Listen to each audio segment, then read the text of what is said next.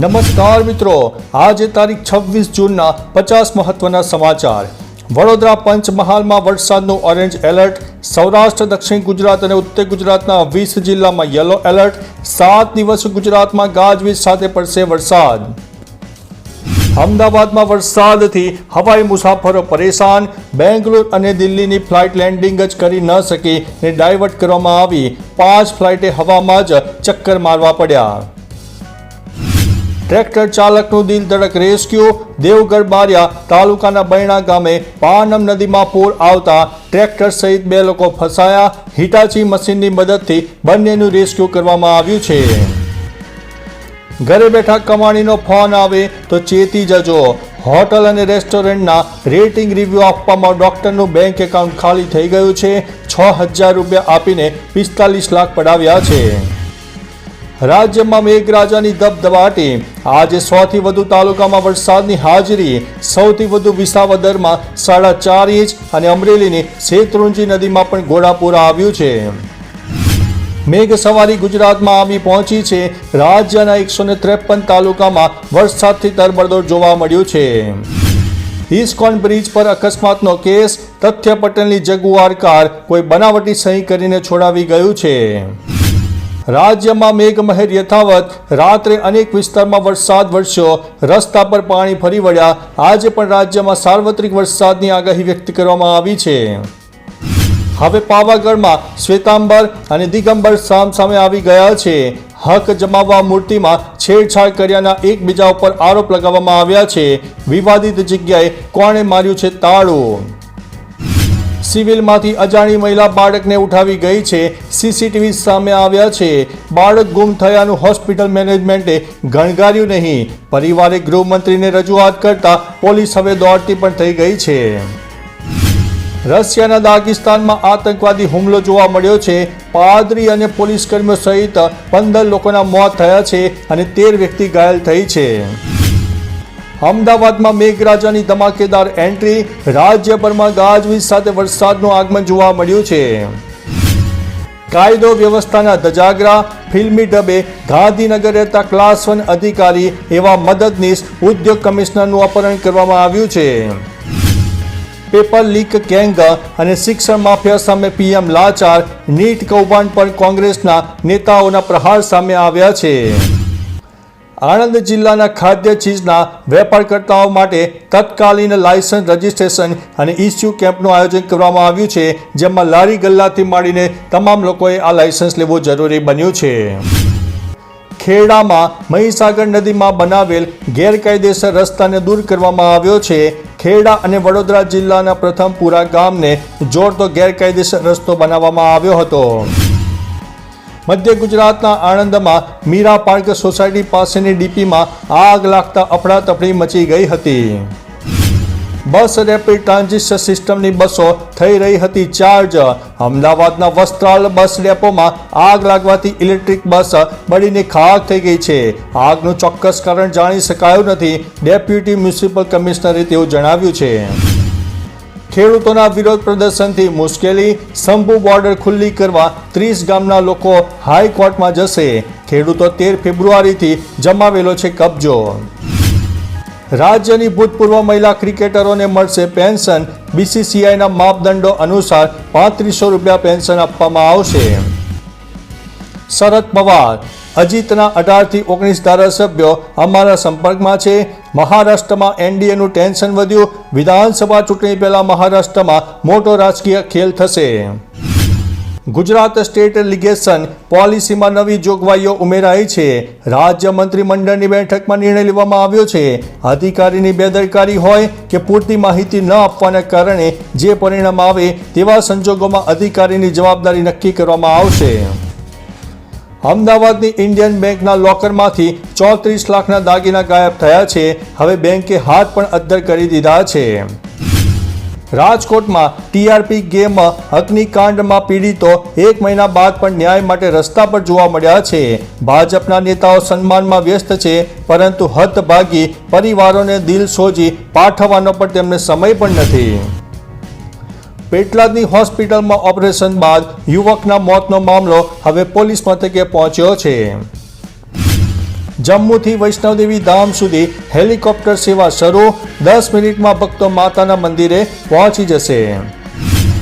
BJP સાંસદ કંગના રનૌતના મહારાષ્ટ્ર સદનમાં રોકવાને લઈને વિવાદ ઊભો થયો છે. વડાપ્રધાન મોદીને તેમના નિવાસસ્થાને રહેવા દેવા માટે પણ કહી શકે છે અથવા રાષ્ટ્રપતિને ત્યાં રહેવા દેવા માટે કહી શકે છે.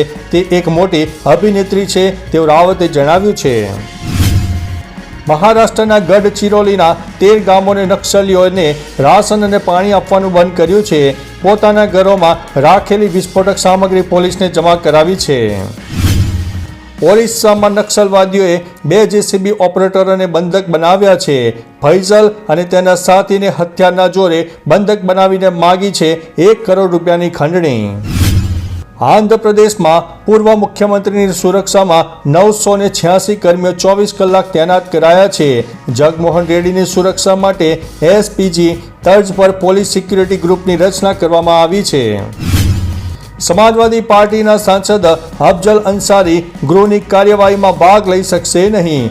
અલ્હાબાદ હાઈકોર્ટે પોતાનો નિર્ણય નહીં આપે ત્યાં સુધી સંસદમાં કોઈ મોટા મુદ્દા પર મતદાન કરી શકે નહીં અને સાંસદનું ફંડ પણ ખર્ચી શકે નહીં.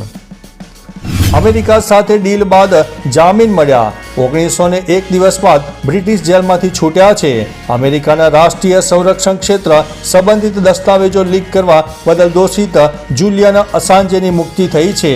વિશ્વમાંથી મળેલા સમર્થન બાદ આભાર વ્યક્ત કરતા વિલ્કિસે કહ્યું છે કે આ વૈશ્વિક અભિયાનનું પરિણામ છે.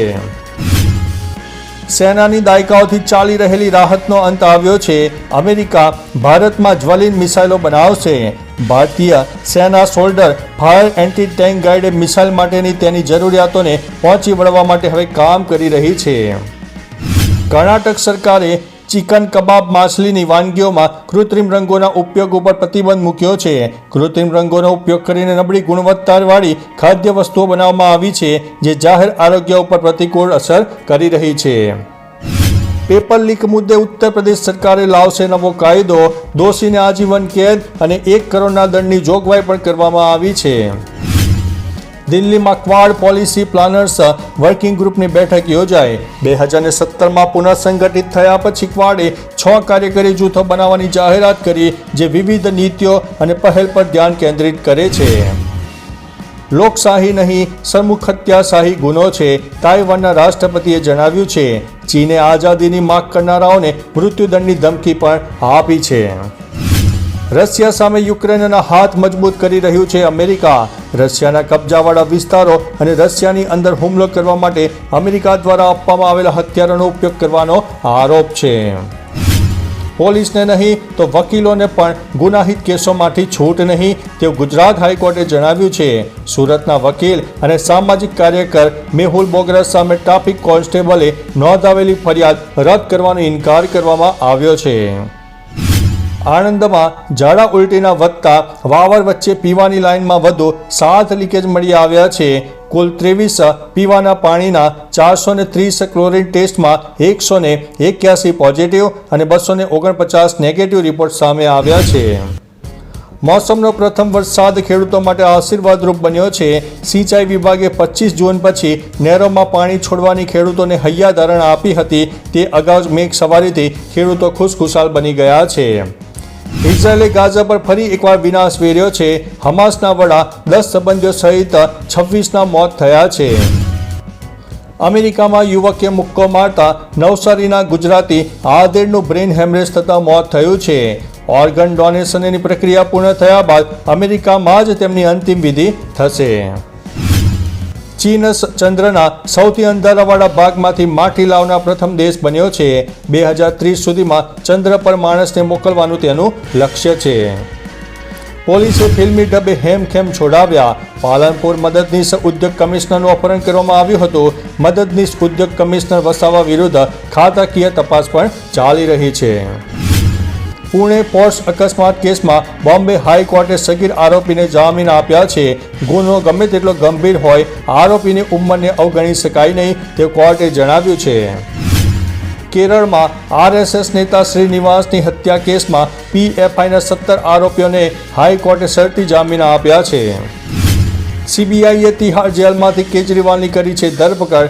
કેજરીવાલ હાલ જેલમાં જ રહેશે. હાઈકોર્ટે જામીન આપવાનો કર્યો છે ઇનકાર. હાઈકોર્ટે નીચલી કોર્ટનો જામીન આપવાનો ઇનકાર રદ કર્યો છે અને કાલે સુપ્રીમ કોર્ટમાં સુનાવણી હાથ ધરશે.